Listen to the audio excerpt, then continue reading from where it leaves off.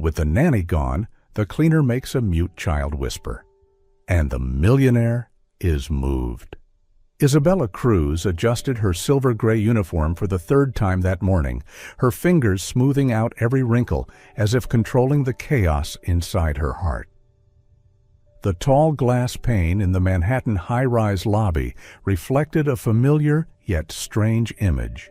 A woman with dark brown eyes, slightly swollen and rimmed with red, as if she had been quietly crying for hours.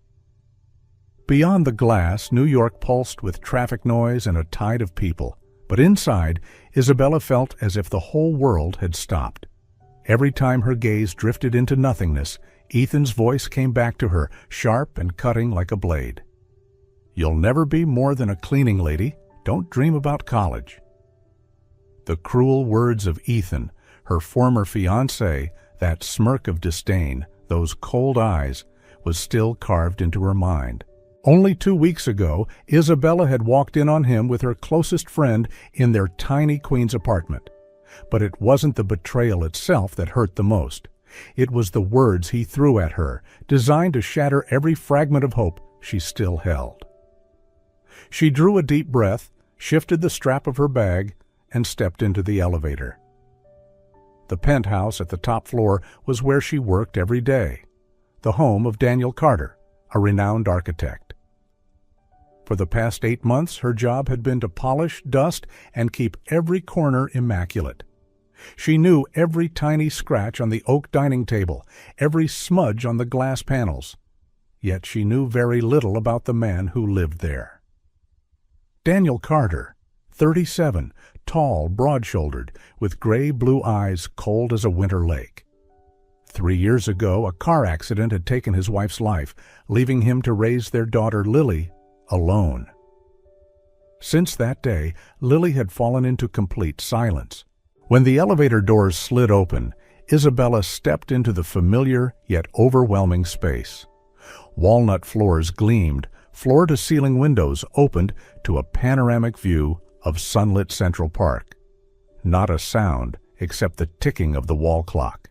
She set her bag down in the service room, changed into white work shoes that knew every inch of the floor, and began in the living room. Her work routine had become her anchor, wiping from left to right, folding cloths with perfect edges, never missing a speck of dust. But today, as she pulled back the drapes, her gaze drifted to the park.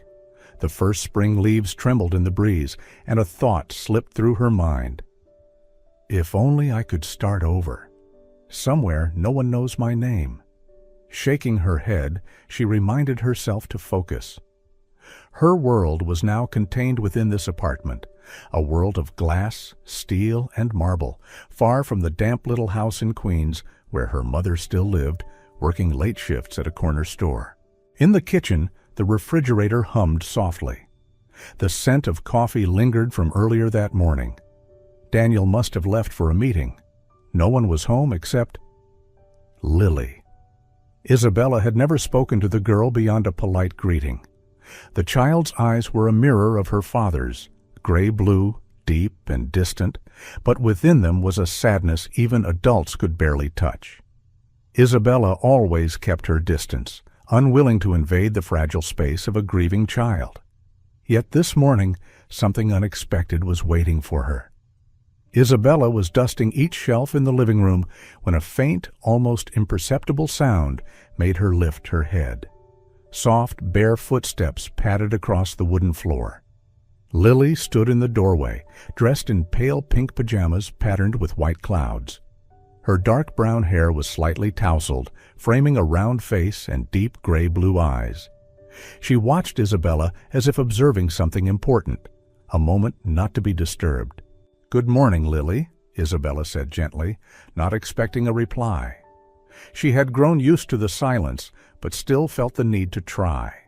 Lily took a few slow steps forward and sat on the beige sofa. Her gaze followed Isabella's every movement, the way she gently wiped dust around photo frames, straightened books, setting them down as though they were fragile treasures. A memory flashed through Isabella's mind. Her mother in their small Queens kitchen, cooking while softly singing a lullaby. That melody had always been her refuge after long, weary days. Without knowing why, she began to hum it, a twinkle, twinkle variation with the words her mother had once made up herself. The simple tune drifted through the room, soft as a thread linking two worlds. Lily tilted her head as if trying to catch every note. And then it happened. At first it was only the slightest movement of her small lips. Isabella thought she imagined it, but then, like a thin breeze carrying a miracle, she heard the faintest sound, shaky but clear. "Bella?" The cloth slipped from Isabella's hand to the floor. She turned sharply, her heart pounding so loud it seemed audible. Did you just say something, Lily?" The girl didn't answer right away. She only looked at Isabella with eyes entirely different now, no longer distant, but as if recognizing someone who had been there all along. Then, this time with a fragile but determined voice, she spoke again. "Bella?" Isabella felt her nose sting, her vision blur with tears. All the medical diagnoses, all the speech therapy recommendations she'd overheard, they all vanished. In this moment, Lily had chosen to speak, and the first word she said was her name. Isabella moved closer, kneeling before her. "That's right, sweetheart. I'm Bella." She held out her hand, waiting. Lily looked at it for a long moment, then placed her small, warm hand into hers. A gentle current ran through Isabella, not fear, but a quiet affirmation.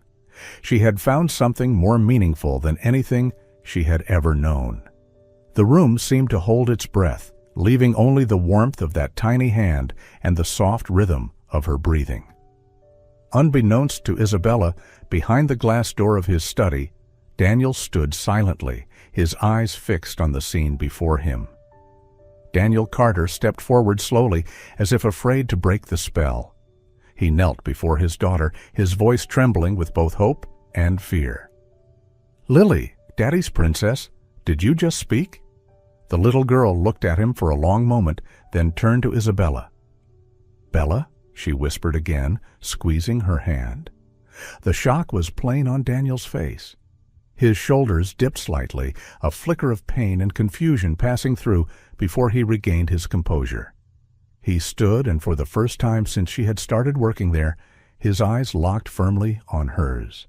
It felt like being truly seen after months of invisibility.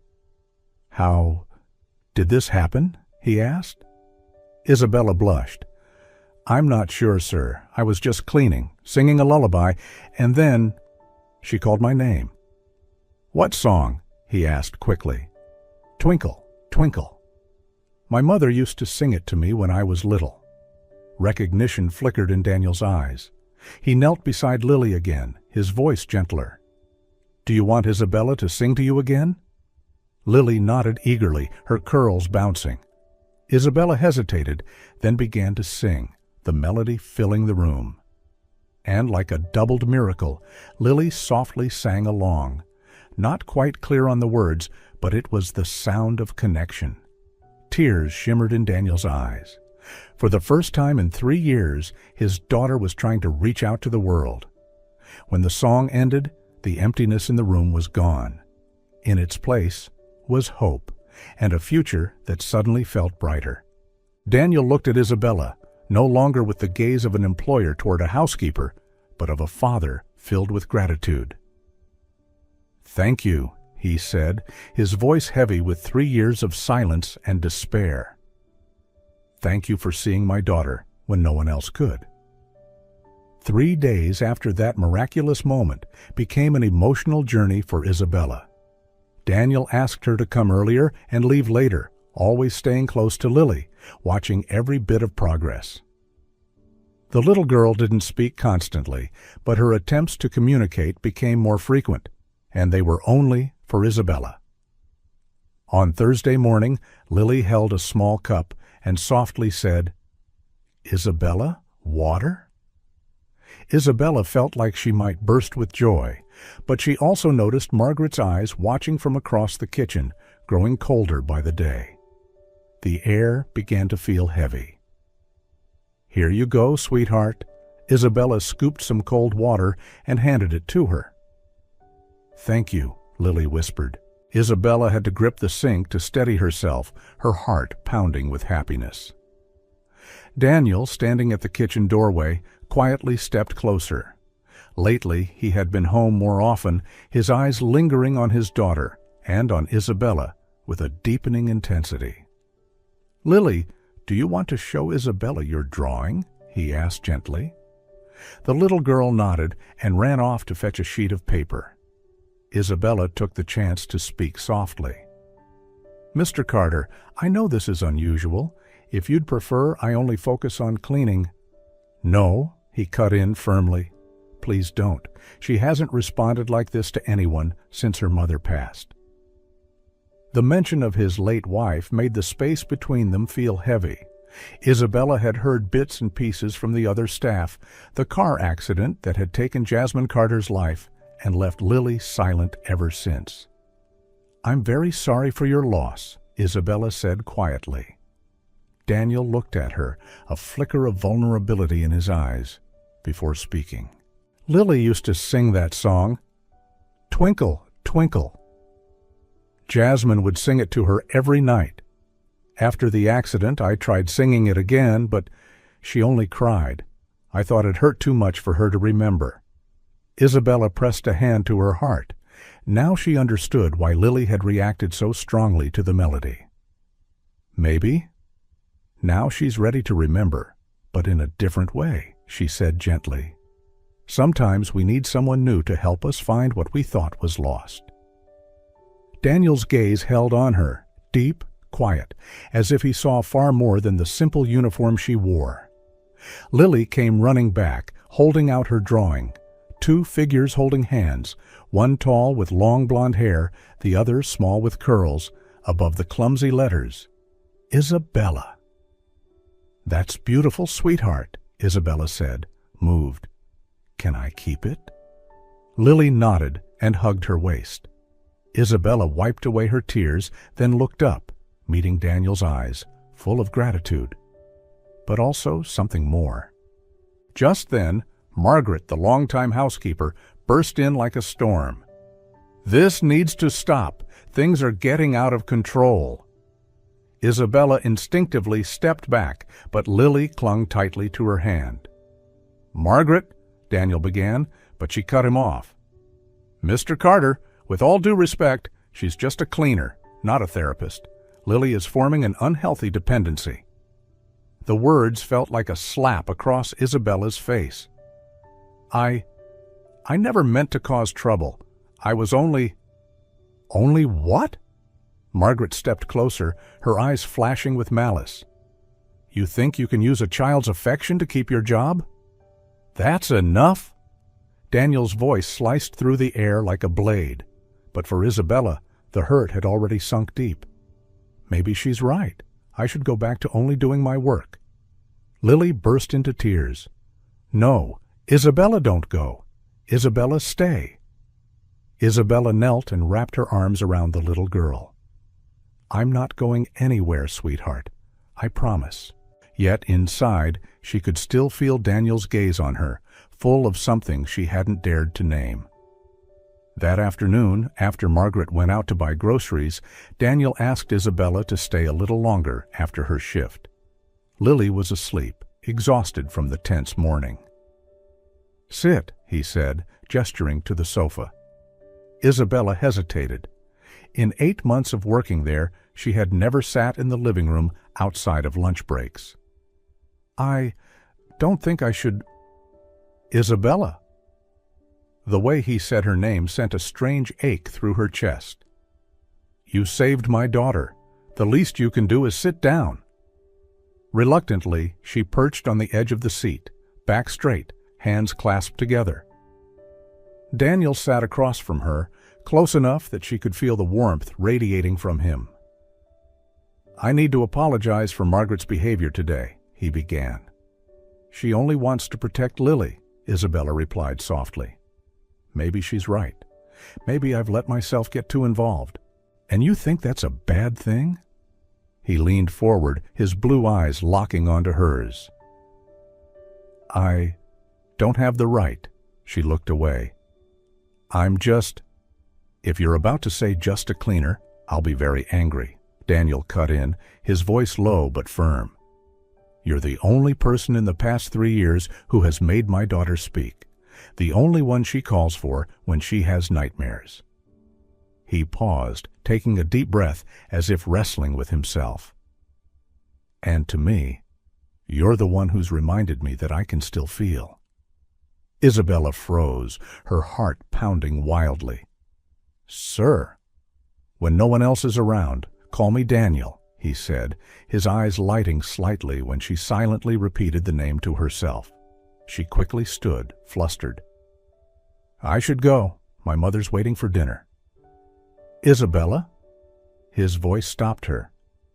Take care of Lily, and thank you for reminding me I'm still human. Isabella left the apartment with her heart in turmoil. All the way down in the elevator, she could only think about those eyes and the way he said her name as if it were something precious. From that day, everything between Isabella and Lily shifted in quiet but profound ways. The little girl began appearing in the living room whenever Isabella worked, like a small, steadfast shadow. At first, Lily would just sit silently, watching Isabella's meticulous cleaning. But soon, the silence was broken by small gestures, a tiny hand offering a book that had fallen from the shelf or pointing to a speck of dust to help her find it. Isabella always smiled and thanked her, knowing it was simply an excuse for Lily to be close. One afternoon, as the sunset poured through the floor-to-ceiling windows, Isabella sat cross-legged on the floor with Lily, fitting together a puzzle of Central Park. This goes here, Lily whispered, forming her first short sentence. Isabella gently touched the little hand, feeling as if each word the girl spoke was a brick rebuilding the bridge between Lily and the world. Daniel began to notice the change. He came home earlier than usual, and instead of finding his daughter in her bedroom as always, he would often see her beside Isabella, coloring, baking cookies, or simply reading together. One evening, Daniel leaned against the kitchen doorway, watching Isabella and Lily mix dough. White flour dotted both their cheeks, and Lily's giggles, the first he had heard in years, filled the room. He said nothing, but in his eyes, Isabella saw a gratitude too deep for words. Margaret, however, was the opposite. Her gaze grew colder each day. Whenever she saw Lily clinging to Isabella, her lips pressed into a thin line. "You're ruining her," she muttered once as Isabella passed. "The child needs therapy, not your affection." Isabella didn't answer, but inside, the words stung. She had never thought of herself as treating Lily. She was simply there, listening, loving in the most natural way she knew. For Isabella, afternoons with Lily had become the part of the day she looked forward to most. Some days they painted scenes of Central Park, with Lily coloring the leaves purple, because it's prettier that way. Other days they listened to music, and Lily would softly sing a few words, as if testing her voice again. In every one of those moments, Isabella felt the girl was giving her a gift more precious than anything else. And deep down, she knew, this bond was not only changing Lily, it was also changing her. On Friday morning, Isabella stepped into the apartment and instantly felt the atmosphere was different. Sunlight still poured through the windows as always, but the air was heavier, thick with a new presence. Standing in the living room was a woman in her 60s, her silver hair neatly pinned back, wrapped in a beige designer coat. She turned when the door closed, her dark gray eyes sweeping over Isabella from head to toe. "You must be Isabella Cruz?" Her voice was clear, authoritative. "Yes, ma'am," Isabella replied politely. "It's a pleasure to meet you." The woman approached, each step slow, but waited. "I'm Victoria Carter, Daniel's mother." She paused, her gaze fixed on Isabella. "I hear you've formed quite a special relationship with my granddaughter." Isabella's hands tightened slightly. "I only try to do my job as best I can. If Lily feels comfortable around me, I consider that a joy." A short, humorless laugh slipped from Victoria's lips. "A joy, hmm? Isabella, you know, people in your position sometimes confuse the boundaries. Children can be influenced, and not all attachments are good." Before Isabella could respond, a small voice called from behind. "Bella!" Lily ran in, her eyes lighting up at the sight of Isabella. Ignoring her grandmother's presence, she wrapped her arms around Isabella's legs. "Can I have breakfast with Bella?" Victoria hesitated, clearly not expecting this scene. "Lily, I brought you gifts from Paris." "Thank you, Grandma," Lily replied, still clinging to Isabella's hand. "I want breakfast with Bella." Daniel entered moments later, removing his coat as he took in the scene. He gave Isabella a brief smile, but his eyes flickered with concern when they met his mother's. "Mom, let us have breakfast. You should rest." Victoria looked at her son, then at Lily and Isabella again. She said nothing, stepping back, but her eyes carried a silent warning. Isabella knew well, this was only the beginning of a storm. Isabella led the little girl into the kitchen, trying to block out the heated argument beginning between Daniel and his mother in the living room. In the kitchen, Lily carefully cracked eggs into a bowl, stirring the batter while Isabella measured the ingredients. "Isabella, why do grown-ups always yell?" the little girl suddenly asked. The question made Isabella pause. It was one of the longest, clearest sentences Lily had ever spoken. "Sometimes grown-ups yell because they're worried or afraid," Isabella explained gently. "But it's not the best way to solve problems." "Daddy worries about Isabella," Lily said, her blue eyes shimmering. Isabella was surprised, stopping mid-stir. "Your daddy worries about a lot of things, sweetheart.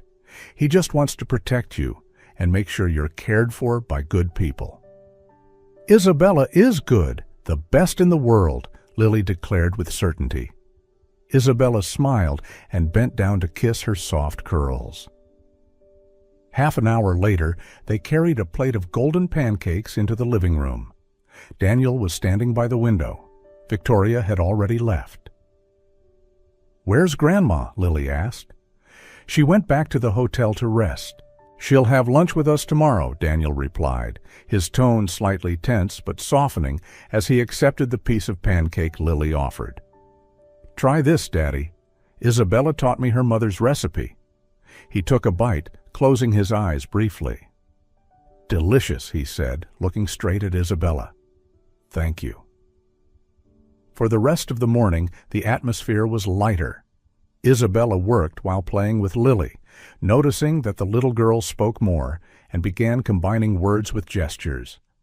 Daniel stayed in his study, but she could feel his gaze following her through the glass. Since that meeting, Victoria's gaze had grown sharper whenever Isabella was near Lily.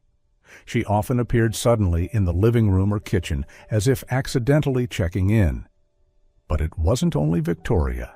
Margaret, ever watchful, began to linger longer in doorways, her eyes narrowing whenever Lily laughed too freely. The apartment, once a quiet refuge, now carried an undercurrent of tension that Isabella could feel in every room. It all came to a head one Tuesday morning. Daniel left early to meet a client, leaving the apartment in the care of Margaret and Isabella.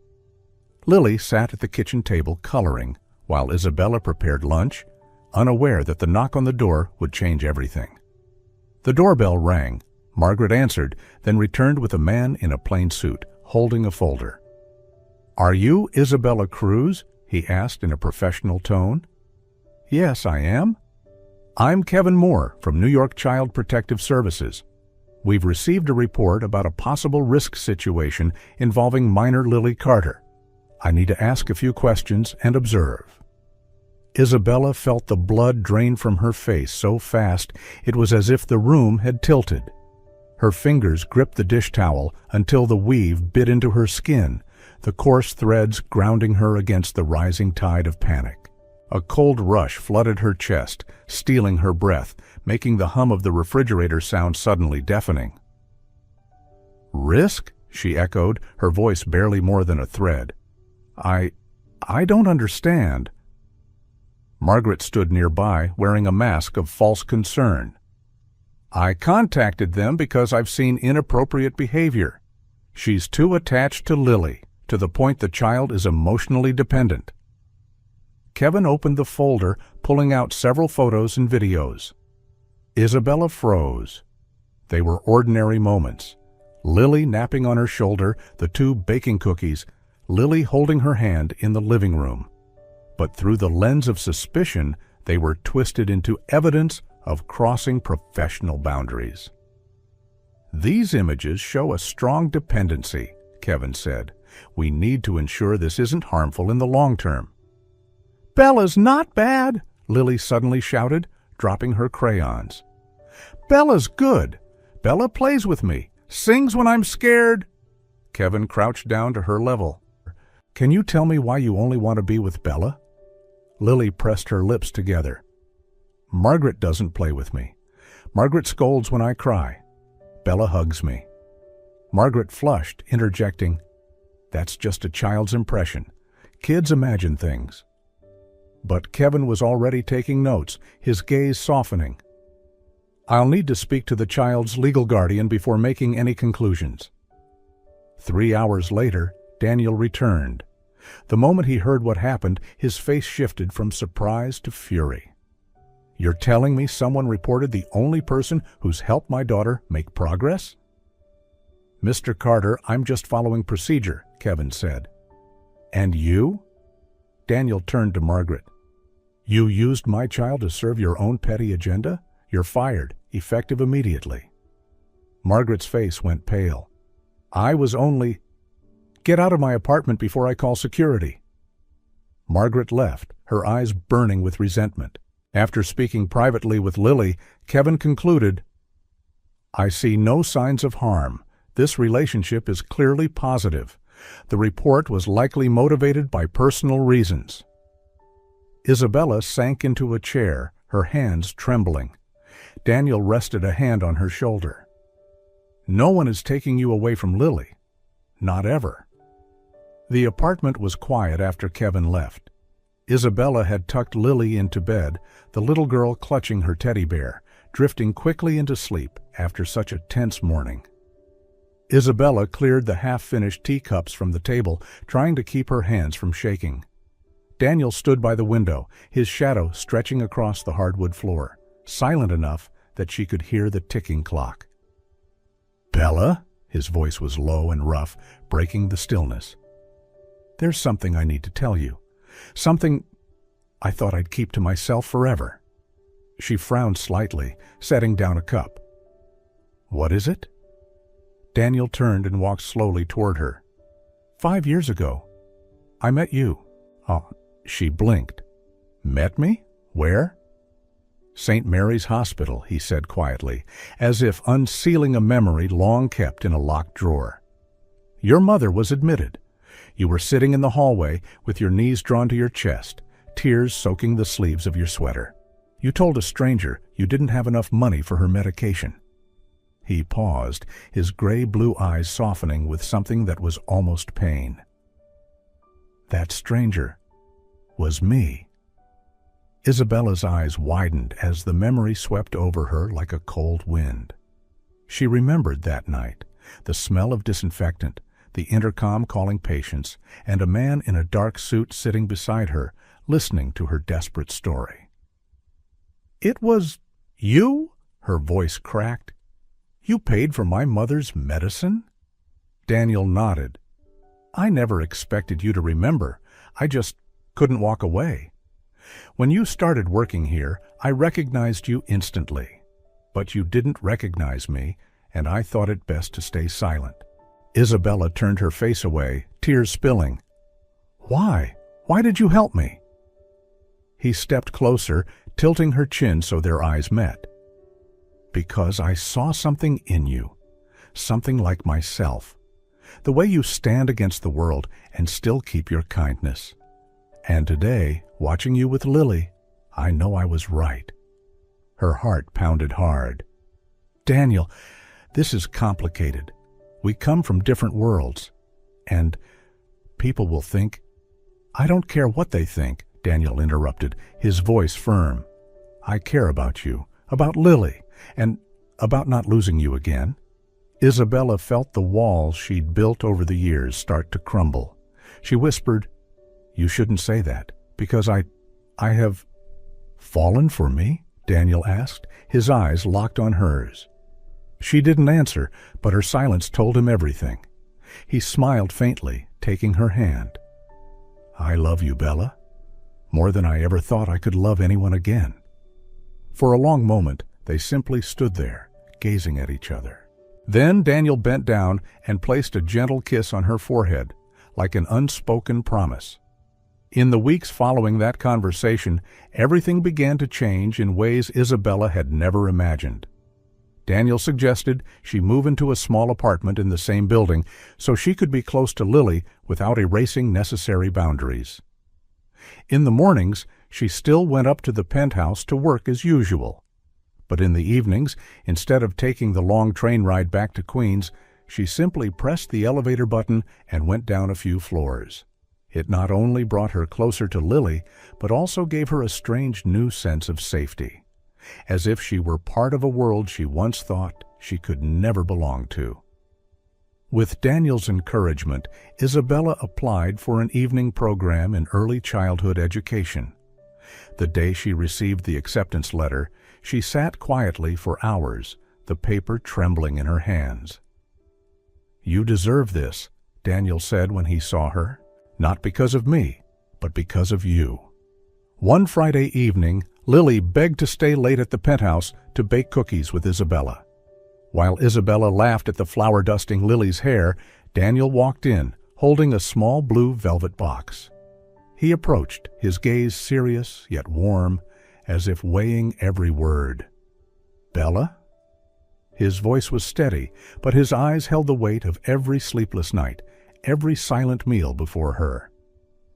"These past months have made one truth impossible to ignore. I can't imagine another sunrise without your laughter in it, another meal without your voice across the table, another quiet evening without your light in the room. You haven't just changed Lily.